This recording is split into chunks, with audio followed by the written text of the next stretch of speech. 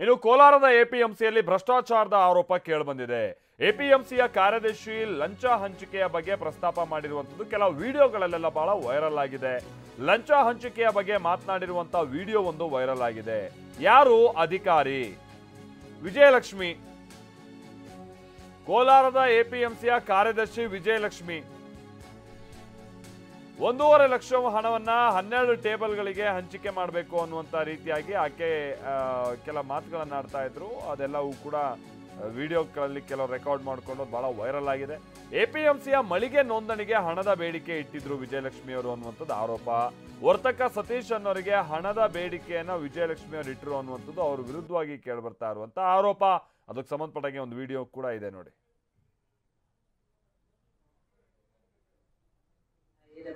ಎಡಬಲಿಯಿಂದ ನಾನು case worker ಹೋಯ್ತು, case worker superintendent ಹೋಯ್ತು, ಸೂಪರ್ಟೆಂಟಿಂದ ಅಸಿಸ್ಟೆಂಟ್ ಡೈರೆಕ್ಟರ್ ಹೋಯ್ತು, ಅಸಿಸ್ಟೆಂಟ್ ಡೈರೆಕ್ಟರಿಂದ ಜೆಡಿಗೆ ಹೋಯ್ತು, ಜೆಡಿಯಿಂದ ಮತ್ತೆ ಎಸ್ಸಿಗೆ ಹೋಗಿದೆ.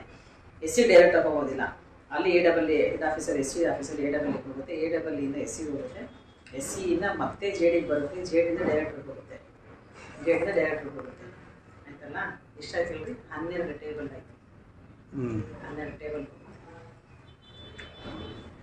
ಅಲ್ಲಿಂದ ನಾವು ಬರುತ್ತೆ. ಎಇ ಹೋಯ್ತು, ಎಯಿಂದ ಎಡಬಲಿಗೆ ಹೋಯ್ತು, ಎಡಬಲಿಯಿಂದ ನಾನು ಕೇಸ್ ವರ್ಕರ್ ಹೋಯ್ತು, ಕೇಸ್ ವರ್ಕರ್ ಸೂಪರ್ಟೆಂಟ್ ಹೋಯ್ತು, ಸೂಪರ್ಟೆಂಟಿಂದ ಅಸಿಸ್ಟೆಂಟ್ ಡೈರೆಕ್ಟರ್ ಹೋಯ್ತು, ಅಸಿಸ್ಟೆಂಟ್ ಡೈರೆಕ್ಟರಿಂದ ಜೆಡಿಗೆ ಹೋಯ್ತು, ಜೆಡಿಯಿಂದ ಮತ್ತೆ ಎಸ್ಸಿಗೆ ಹೋಗಿದೆ.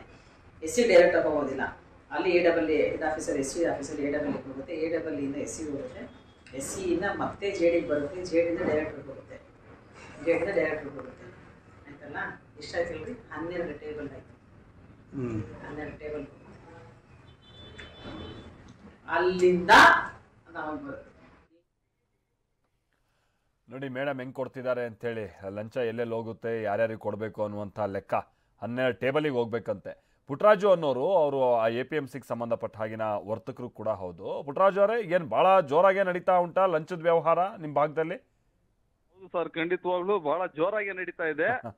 ಇದು ದುಡ್ಡು ಇಲ್ಲದೆ ಇರ್ತಕ್ಕಂಥವ್ರ ಹತ್ರ 1.5 ಲಕ್ಷ, ದುಡ್ಡು ಇರೋರು ಬೇರಾದ್ರು ಇನ್ನೂ ಚೆನ್ನಾಗಿರೋರು ಸ್ವಲ್ಪ ತೋಳ್ಬಲ ಇರೋರು ಬಂದವರು ಅಂತ ಹೇಳಿದ್ರೆ 2 ಲಕ್ಷ 3 ಲಕ್ಷ ಈ ರೀತಿ ಬೇಡಿಕೆ ಇಡ್ತಾರೆ ಸರ್. ಈಗ ಪುಟ್ಟರಾಜ್ ಅವರೇ, ಈಗ ಬಹಳ ಸಂದರ್ಭದಲ್ಲಿ ನಮ್ಗೆ ನೋಡ್ತಾ ಇರ್ತೀವಿ ಎಪಿಎಂಸಿಲೆಲ್ಲ ಈ ಮಳಿಗೆ ಹಂಚೋದು, ಅದಕ್ಕೆ ಲೈಸೆನ್ಸ್ ಕೊಡೋ ವಿಚಾರಕ್ಕೆಲ್ಲ ಬಹಳ ಈ ತರದ ಲಂಚ ಎಲ್ಲ. ಇದು ಇವರು ವಿಜಯಲಕ್ಷ್ಮಿ ಅವರು ಈ ಬಾರಿ ಈ ಬೇಡಿಕೆ ಅಥವಾ ಹಿಂದೆಯಿಂದನೂ ಕೂಡ ಈ ರೀತಿಯಾಗಿ ಅವರು ಇವರು ಅಂತ ಹಿಡ್ಕೊಂಡ್ ಬರ್ತಾರೆ, ಅಥವಾ ಇವ್ರು ಹೊಸದಾಗಿ ಈ ತರದ ಲಂಚದ ಬೇಡಿಕೆನ ಹೇಗೆ ಸರ್? ಇದು ಮಳಿಗೆಗಳು ಫಸ್ಟ್ ಏನಾಗ್ತದೆ, ಹರಾಜಲ್ಲಿ ಟೆಂಡರ್ ಮಾಡಿ ಕೊಡ್ತಾರೆ ಸರ್ ಮಳಿಗೆಗಳು. 55 ತಿಂಗಳು ನೀವು ಬಾಡಿಗೆ ಕಟ್ಟಬೇಕು, ಅದು ತದನಂತರ ನಿಮ್ಗೆ ಸ್ವಂತಕ್ಕೆ ಮಾಡ್ಕೊಡ್ತೀವಿ ಅಂತ ಹೇಳ್ತಾರೆ. ಆಗ ನಮ್ಮ ಹತ್ರ 2.5 ಲಕ್ಷ ರೂಪಾಯಿ ಅಡ್ವಾನ್ಸ್ ಇಟ್ಕೊಳ್ತಾರೆ. ಜಸ್ಟ್ ಆಲ್ ಪುಟ್ಟರಾಜ್ ಅವರೇ ಮಾತನಾಡ್ತೀನಿ ನಿಮ್ ಜೊತೆಗೆ. ಸ್ವತಃ ವಿಜಯಲಕ್ಷ್ಮಿ ಅವರು ಅಂದ್ರೆ ಈಗ ಲಂಚವನ್ನ ಸ್ವೀಕರಿಸಿದ್ದಾರೆ ಅನ್ನುವಂಥದ್ದು ಆರೋಪ ಏನ್ ಕೇಳಿ ಬಂದಿದೆ, ಅವರೇ ನಮ್ಮ ಜೊತೆಗೆ ಈಗ ಸಂಪರ್ಕದಲ್ಲಿದ್ದಾರೆ. ವಿಜಯಲಕ್ಷ್ಮಿ ಅವರೇ, ಏನಿದು ನಿಮ್ಮ ವಿರುದ್ಧವಾಗಿ ಕೇಳ್ಬರ್ತಾ ಇರುವಂತದ್ದು ಆರೋಪ? ಕೆಲವು ವಿಡಿಯೋಗಳಲ್ಲೂ ಕೂಡ ನೀವು 12 ಟೇಬಲ್ಗೆ ದುಡ್ಡು ಹಂಚಬೇಕು ಅನ್ನುವಂಥದ್ದನ್ನ ಲೆಕ್ಕ ಬೇರೆ ಕೊಡ್ತಾ ಇದ್ದೀರಾ. ಸರ್ ನಮಸ್ತೆ ಸರ್. ಹೇಳಿ ಸರ್, ಹೇಳಿ ಮೇಡಮ್. 12 ಟೇಬಲ್ಗೆ ದುಡ್ಡು ಕೊಡಬೇಕು ಅಂತ ನಾನು ಎಲ್ಲೂ ಹೇಳಿಲ್ಲ, ಮತ್ತೆ ಯಾವುದೇ ರೀತಿ ಲಂಚದ ಬೇಡಿಕೆ ನಾನು ಇಟ್ಟಿಲ್ಲ ಸರ್. ಸತೀಶ್ ಅಂತಕ್ಕಂಥ ವ್ಯಕ್ತಿ ನಮ್ಮ ಕಚೇರಿಗೆ ಹಾಜರಾಗಿ ನಾವು 1.5 ಲಕ್ಷ ಕೊಡ್ತೀವಿ, ನಮಗೆ ಏನು SR ವ್ಯಾಲ್ಯೂ ಪ್ರಕಾರ ಮತ್ತು ಸರ್ಕಾರದಿಂದ ಏನ್ ನಿಗದಿತ ವ್ಯಾಲ್ಯೂ ಇದೆಯೋ ಆ ವ್ಯಾಲ್ಯೂ ಪ್ರಕಾರನೇ ಕೊಡ್ಬೇಕಾಗಿರುತ್ತೆ, ಏನು ಹಣನ ಕಟ್ಬೇಕಾಗುತ್ತೆ. ನೀವು ಎಷ್ಟೇ ದುಡ್ಡು ಕೊಟ್ಟರು ಅದನ್ನ ಯಾರು ಸ್ವೀಕರಿಸತಕ್ಕಂಥವ್ರು ಇರೋದಿಲ್ಲ, ನೀವು ಅದೆಲ್ಲ ಮಾತಾಡ್ಬಿಡಿ ನನ್ನ ಹತ್ರ ಅಂತ ನಾನು ಹೇಳಿದೀನಿ ಸರ್ ಅವ್ರಿಗೆ.